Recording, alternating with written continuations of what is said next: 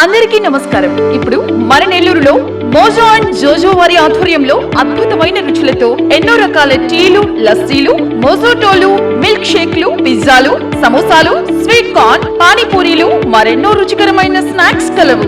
ప్రతి ఆదివారం ఒక స్పెషల్ ఫుడ్ ఐటమ్ కలదు. హోమ్ డెలివరీ సదుపాయం కలదు. మోజో అండ్ జోజో, సోమ్ సిటీ కళ్యాణ మండపం ఎదురుగా, రంగనాయకులపేట, నెల్లూరు.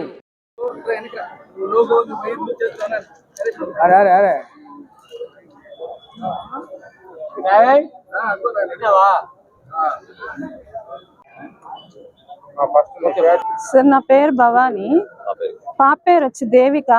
పాపకి ఆర్టీ యాక్ట్ కింద లాస్ట్ మంత్ 29th సెలెక్ట్ అయిందని అలాట్మెంట్ ఒక మెసేజ్ వచ్చింది సార్. ఆ మెసేజ్ చూసుకొని మేము శ్రీ చైతన్య స్కూల్కి సెలెక్ట్ అయిందని మెసేజ్ వచ్చింది. ఆ మెసేజ్ చూసుకొని మేము స్కూల్ దగ్గరికి వెళ్తే స్కూల్ వాళ్ళు వచ్చి మేము చేర్పించుకోమని లాస్ట్ మంత్ 29th నుంచి ఇప్పుడు దాకా తిప్పుతానే ఉన్నారు సార్. ఎంఈఓ ఆఫీస్కి వెళ్ళాను, డిఈఓ ఆఫీస్కి వెళ్ళాను, నాకు ఎక్కడ న్యాయం జరగలేదు.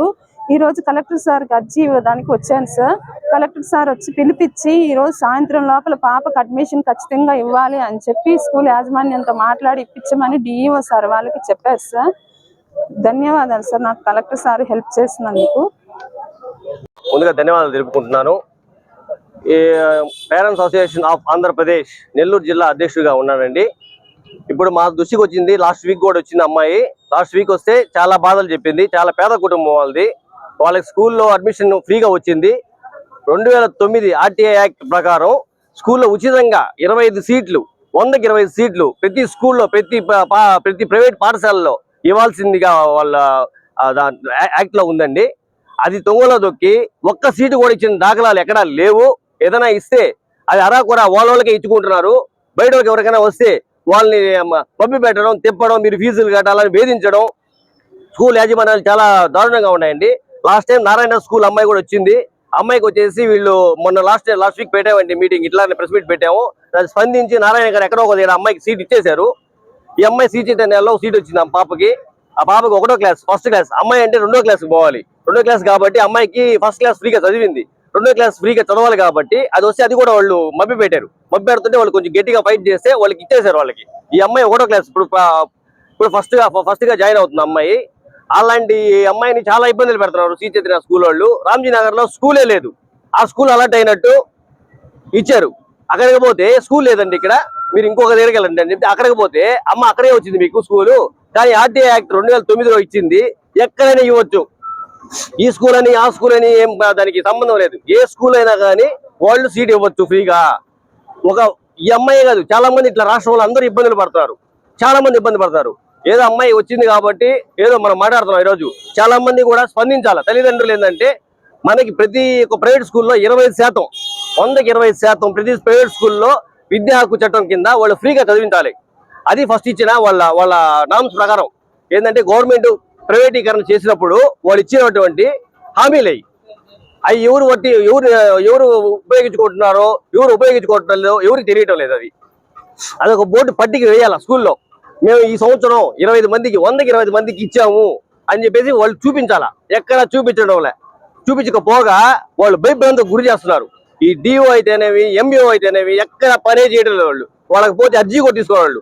మాకు కాదు ఇవ్వాల్సింది పైన వాళ్ళకి ఇవ్వాలా అని చెప్పి అమ్మాయిని చాలా వేధించారు. మానసికంగా అమ్మాయిని ఇబ్బంది పెట్టారు. డిఓ ఈ రోజు కూడా ఫోన్ చేశాడు అమ్మాయికి. ఈ రోజు ఫోన్ చేసి మాకు చెప్పకుండా ఎలా వెళ్తావు, కలెక్టర్కి ఎలా అర్జీ ఇస్తావు, నేను చూస్తాను అని చెప్పి అమ్మాయిని భయపించాడు. సార్ లేదు సార్, నేను చూసుకోలేదు సార్, నేను క్యూలో ఉన్నాను సార్, ఫోన్ ఎత్తలేదు సార్ అని చెప్తే ఇక ఇర్రెస్పాన్సిబుల్ గా ఉన్నావు నువ్వు అని చెప్పి అమ్మాయిని బదిలిస్తాడు. అలాంటి పరిస్థితుల్లో మనం చాలా దారుణంగా పరిస్థితుల్లో ఈరోజు పిల్లకాయని చదివించుకుంటా ఉన్నాం. ప్రతిదీ విద్య అంటేనే వ్యాపారం. ఫస్ట్ వ్యాపారం ఏదైనా ఉందంటే భారతదేశంలో, అది కూడా ఆంధ్రప్రదేశ్ లో విద్య వ్యాపారం. ఇంక దీన్ని మించిన వ్యాపారం లేదు అని డిసైడ్ చేసేశారు. ఏ వ్యాపారం చేసినా డబ్బులు రావు, ఉచితంగా డబ్బులు వచ్చేది విద్యలో. అది నేర్చుకున్నారు. వీళ్ళంతా చదివిన స్కూల్ అన్ని ఉచితమైన స్కూళ్ళే.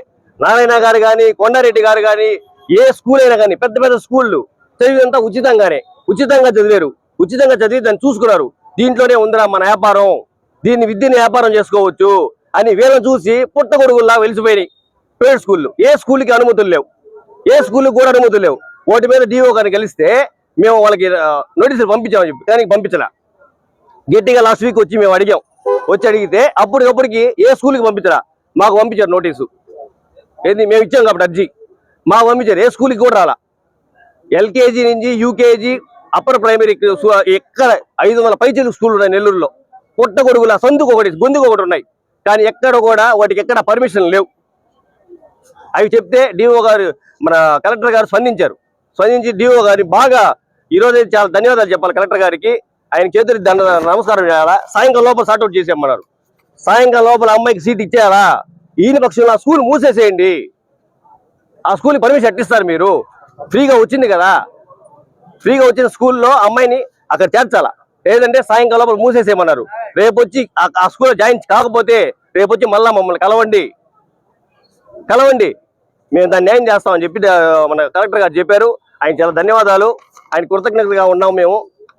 అలాగే డిఓ గారు, ఎంబీఓ గారు ఎవరు చెప్తే వీళ్ళు మాట్లాడుతున్నారో, ఎవరు చెప్తే వాళ్ళు యాక్షన్ తీసుకుంటున్నారో తెలియదు. రాజకీయంగా కూడా వీళ్ళు వాళ్ళని మభ్య పెడుతున్నారో లేకపోతే వీళ్ళే ఇంకేమన్నా దీనికి పాల్పడుతున్నారో మాకైతే అర్థం కావట్లేదు. ఆ డిఓ గారిని, ఎంఈఓ గారిని కఠినంగా శిక్షించాలి. ఈ ఫ్రీ సీట్లు ఏదైతే ఇచ్చారో ప్రతి ఒక్కరిని గమనించి వాళ్ళు తీసుకొచ్చి చేర్పించాల్సిన బాధ్యత డిఓ గారి మీద ఉంది అని విన్నవించుకుంటున్నాం. మీడియా మిత్రులందరికీ